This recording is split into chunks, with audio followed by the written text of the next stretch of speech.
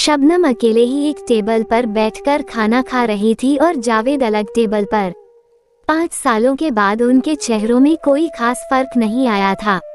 शबनम को खाते खाते कुछ याद आया और वह खाना छोड़कर जावेद के टेबल की तरफ बढ़ी।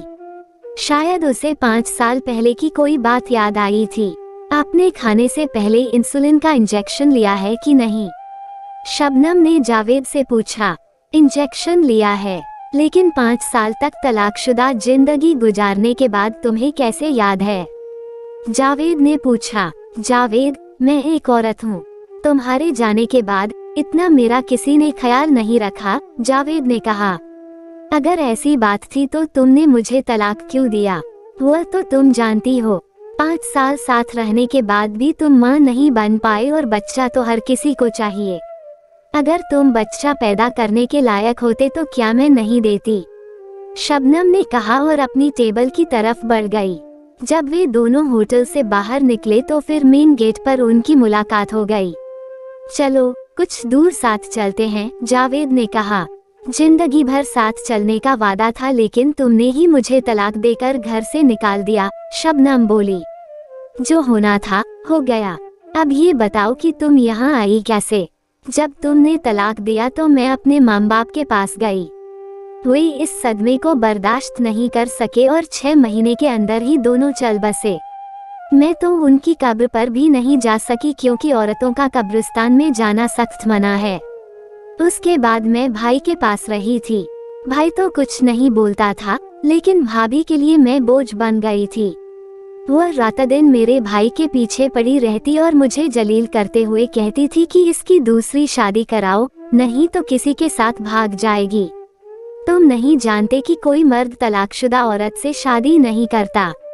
सबको कुंवारी लड़की और कुंवारा बदन चाहिए। भाई बहुत इधर उधर भागा, पर कहीं कोई मेरा हाथ थामने वाला नहीं मिला। आखिरकार उसने एक बूढ़े आदमी से मेरी शादी करा दी। वह दिन भर बिस्तर पर पड़ा रहता और मैं उसकी एक नज़ हूँ। उसे समय से दवा देना, खाना खिलाना या बाथरूम ले जाना, यही मेरी ड्यूटी थी। मुझे ये भी मालूम है कि तुमने दूसरी शादी कर ली और तुमको दोबारा एक कुंवारी लड़की मिल गई, लेकिन मेरी जिंदगी को तो तुमने सीधे आग की लपटों में फेंक दिया और मैं नामुराद दूसरी शादी के बाद भी जल रही हूँ। तुमने मुझे तलाक दे दिया और मेरे कुंवारे बदन का सारा रस निचोड़ लिया। एक औरत की जिंदगी क्या होती है तुम्हें मालूम नहीं है, शबनम ने अपना दर्द बताया। उसकी आंखों में आंसू आ गए। वो रोते रोते पत्थर की बनी एक कुर्सी पर बैठ गई। जावेद सब कुछ एक बुत की तरह सुनता रहा और फिर अपना वही सवाल दोहराया, तुम इस शहर में कैसे आई? मेरा बूढ़ा पति बहुत बीमार है। मैंने उसे एक अस्पताल में भर्ती कराया है। उसकी उम्र क्या है? जावेद ने पूछा। 70 साल से भी ऊपर है, शबनम ने जवाब दिया। फिर तो उम्र का बहुत फर्क है, जावेद बोला। जब शबनम वहां से उठकर जाने लगी तो जावेद ने आगे बढ़कर उसका हाथ पकड़ लिया और बोला, मुझे माफ कर दो। तलाक माफी मांगने से नहीं खत्म होता है।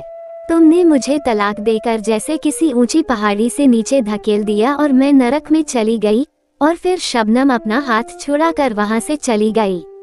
दूसरे दिन जावेद शाम को उसी होटल के सामने शबनम का इंतजार करता रहा।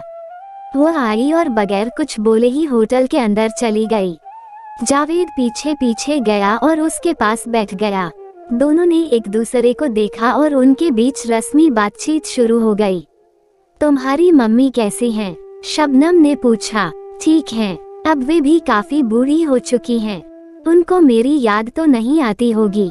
मुझे 5 साल तक बच्चा नहीं हुआ तो उन्होंने मेरा तुमसे तलाक करा दिया, और तुम्हारी बहन जरीना को 7 साल से बच्चा नहीं हुआ तो कोई बात नहीं, क्योंकि जरीना उनकी अपनी बेटी है, बहू नहीं।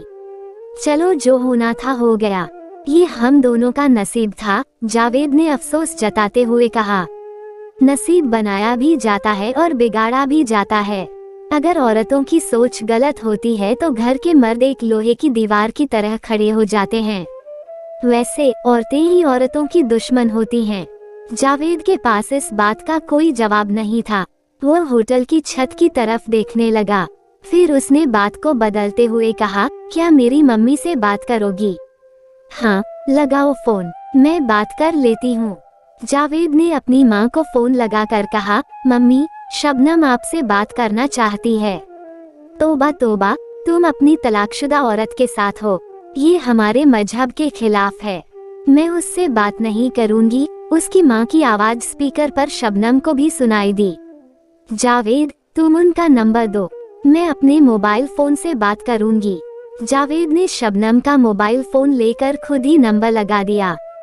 घंटी बजने लगी। उधर से आवाज आई, कौन? मैं आपकी बहू शबनम बोल रही हूँ। आपने अपने लड़के से मुझे तलाक दिलवाया, वह एक तरफा तलाक था। मेरे माँ बाप को इसका इतना दुख हुआ कि वे मर गए। अब मैं तुम्हारे लड़के जावेद को ऐसा तलाक दूंगी कि वह भी तुम्हारी जिंदगी से चला जाएगा। उधर से टेलीफोन कट गया, लेकिन जावेद के चेहरे पर सन्नाटा छा गया। उसने कहा, तुम मेरी मम्मी से क्या फालतू बात करने लगी थी? शबनम ने जावेद की बात का कोई जवाब नहीं दिया। अब भी वे दोनों कई दिनों तक रात का खाना खाने उस होटल में आए, लेकिन अलग अलग टेबलों पर बैठकर चले गए, क्योंकि रिश्ता तो टूट ही गया था और अब बातों में कड़वाहट भी आ गई थी। एक दिन होटल में शबनम जल्दी आई, खाना खाकर बाहर पत्थर की बनी कुर्सी पर बैठ गई और जावेद का इंतजार करने लगी। जावेद जब खाना खाकर निकला तो शबनम ने उसे आवाज दी, आओ कहीं दूर तक इन पहाड़ों में घूम कर आते हैं। मेरे बूढ़े पति की अस्पताल से छुट्टी हो गई है, मैं अब चली जाऊंगी, इसके बाद यहाँ नहीं मिलूंगी। वे दोनों एक दूसरे के साथ गलबहियां करते हुए टाइगर हिल के पास चले आए, जहाँ ऐसी ढलान थी कि अगर किसी का पैर फिसल जाए तो सीधे कई गहरे फुट नीचे नदी में जा गिरे। शबनम ने साथ चलते चलते जावेद से कहा, मैं तुम्हारा अपने मोबाइल फोन से फोटो लेना चाहती हूँ, क्योंकि अब हम नहीं मिलेंगे। तुम इस ढलान पर खड़े हो जाओ ताकि पीछे पहाड़ों का सीन फोटो में अच्छा लगे। जावेद मुस्कुराया और फोटो खिंचवाने के लिए खड़ा हो गया। शबनम उसके पास आई, मानो वह सेल्फी लेगी। तभी उसने जावेद को जोर से धक्का दिया और चिल्लाई, तलाक तलाक तलाक। जावेद ढलान से गिरा, फिर नीचे नदी में न जाने कहां गुम हो गया।